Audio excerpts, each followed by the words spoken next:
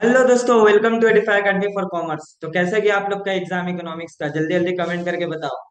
बहुत सारे को तो मैसेज आ रहा है कि सर आपका सजेशन लड़ा है। जी हाँ, सजेशन लड़ा है। 35 मार्क्स का सजेशन दिए थे लॉन्ग, जिसमें से हम लोगों का 30 मार्क्स का लड़ा है।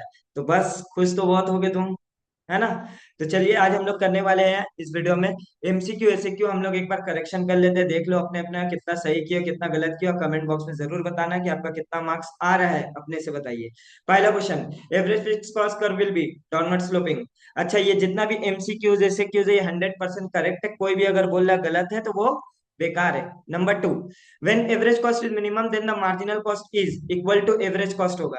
Next, for which of the following situation does perfectly competitive firm stop production in short run? तो ऑप्शन सी होगा, price less than average variable cost. If the firm is price taker, price taker यहाँ perfect competition का बात किया जा रहा है। Perfect competition में एवरेज रेवेन्यू मार्जिनल रेवेन्यू बराबर होता है, सेम। ठीक है, तो option B. At equilibrium in the monopoly market the value of price elasticity more than one. ये क्वेश्चन हम लोग सीक्यू जब पेपर से सॉल्व कर रहे थे, सेट पेपर, वहां पे बहुत बार आया था ये question. When the supply curve is an upward sloping straight line starting from the origin, then the value of elasticity क्या होगा? वन। यूनिट इलास्टिक का क्या होता था? origin से स्ट्रेट लाइन जाता था 45 degree. Next, if MPC 0.8 then the value of investment multiplier will be. तो देखो, इन्वेस्टमेंट मल्टीप्लायर का फॉर्मूला क्या होता है? 1/एमपीएस होता है। क्या होता है? 1/एमपीएस। या फिर उसका एक और फॉर्मूला अगर आप लिखना चाहते हो तो लिख सकते हो, 1/1/1 माइनस एमपीसी। अब 1/1 माइनस एमपीसी मतलब नीचे आएगा 1 - 0.8, 0.2। 1/0.2 आंसर क्या आएगा? 5 आएगा। Next, standard deviation is always positive होगा, standard deviation. Next, which of the following is measured by head count ratio? Head count ratio से क्या हम लोग मेजर करते थे? पॉवर्टी। महालनोबिस कमेटी कब सेट हुआ था? 1960 को। अब आते हैं हम लोग एसएक्यूज में, शॉर्ट आंसर ट्रू फॉल्स वगैरह में। पहला क्वेश्चन, पेरिशेबल गुड्स का हाई प्राइस इलास्टिसिटी होता है, तो आंसर फॉल्स होगा। Next, if there are loss of crops due to drought. हालांकि इसका तो जरूरत ही नहीं पड़ेगा, आप लोग ऑप्शन में इसको कर लोगे ऊपर वाला, लेकिन इसका आंसर आपका क्या होगा? फॉल्स होगा इसका भी। Next, in monopolistic competition seller sell करता है डिफरेंशिएटेड प्रोडक्ट सेल करता है। Option three, question number three, according to learner index the degree of monopoly power P minus M C divide by P, true है। Next, इसका option, at equilibrium the monopoly market price is equal to MC, false होगा। Price greater than MC होता है monopoly में।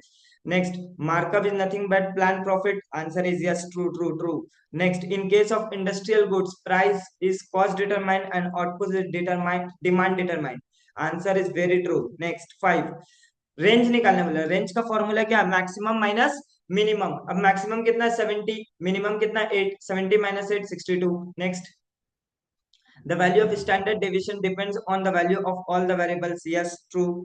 Next, क्या? in each value of a variable is multiplied by 10, range क्या होगा? वो भी मल्टीप्लाई बाय 10 होगा। सर इसका हम लोग पढ़े थे थ्योरी फीचर्स में, स्टैंडर्ड डेविएशन का या फिर रेंज का। रेंज क्या होता है? Dependent on change of scale होता है। तो अगर मल्टीप्लाई डिवाइड कोई नंबर से होगा तो आंसर भी उस नंबर से मल्टीप्लाई या फिर डिवाइड हो जाएगा, तो आंसर क्या होगा? फॉल्स होगा। Next, the minimum value of Guinea coefficient क्या होगा? 0। In the year of MRTP act, MRTP का फुल फॉर्म क्या है? Monopoly restrictive trade policy act, 1969 को आया था। मेरा नोट्स में देख लीजिएगा जाकर करके। There is inequality in the distribution of land ownership in India, true. Next, WTO कब आया था? 1995 में। ये आपका था एमसीक्यू एसएक्यू का। बाकी 2 मार्क का एसएक्यू वो तो मेरा पूरा नोट से ही लड़ा है, चेंज इन डिमांड ये सब। तो कैसा गया है आप लोग का? देखो, एक जगह आप लोग का 5 मार्क्स का क्वेश्चन में, अब हम लोग का कौन कौन सा क्वेश्चन सजेशन से लड़ा। पहला question, explain the law of variable proportion. देखो हम बगल में लिख दिए ईएफसी, क्यों? क्योंकि ये हम लोग का कोचिंग से आया हुआ, देख लो, लॉ ऑफ वेरिएबल प्रोपोर्शन। अच्छा, इंटरनल इकोनॉमिक्स का टाइप्स वगैरह ये भी हम लोग का आया हुआ, देख लो, internal economics. Next, modern theory of rent और क्या है? Liquidity preference theory of rent. इसमें से दोनों में से कोई एक करना था, देख लो, लिक्विडिटी प्रेफरेंस थ्योरी हम लोग ऑलरेडी दिए थे, नीचे आओ, लिक्विडिटी प्रेफरेंस थ्योरी ये रहा। ठीक है सर, चैप्टर 10 का क्वेश्चन ही नहीं दिया है, उसके जगह में क्या किया? चैप्टर 18 का 2 क्वेश्चन दे दिया है। कोई बात नहीं, ग्रेस मार्क्स मिलेगा आप लोग को अगर अटेम्प्ट किए होगे तो।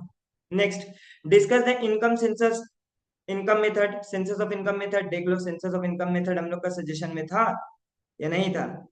जल्दी बोलो। ये रहा इनकम मेथड। और सर्कुलर फ्लो ऑफ इनकम, ये दोनों क्वेश्चन देखो ऑप्शन का दोनों सेम आ गया हम लोग का।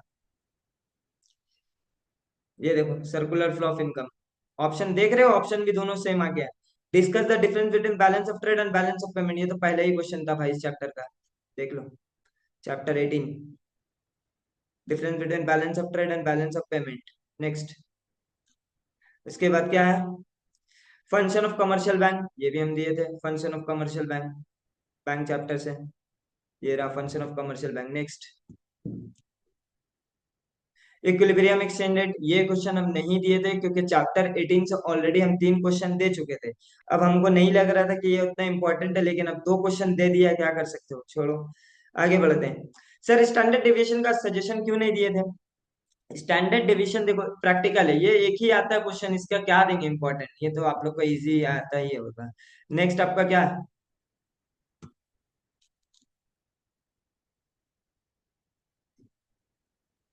इनकम इनइक्वालिटी का काउजेस, देखो ये भी था लास्ट, रीजन ऑफ इनइक्वालिटी, ठीक है। तो ये आप लोग का लॉन्ग और शॉर्ट हम लोग का एमसीक्यू एसक्यू सब सॉल्व कर दिए। बताना कमेंट में आपका कितना मार्क्स आ रहा है, लास्ट ईयर का 97 का टारगेट टूटेगा या नहीं टूटेगा, बताओ जल्दी।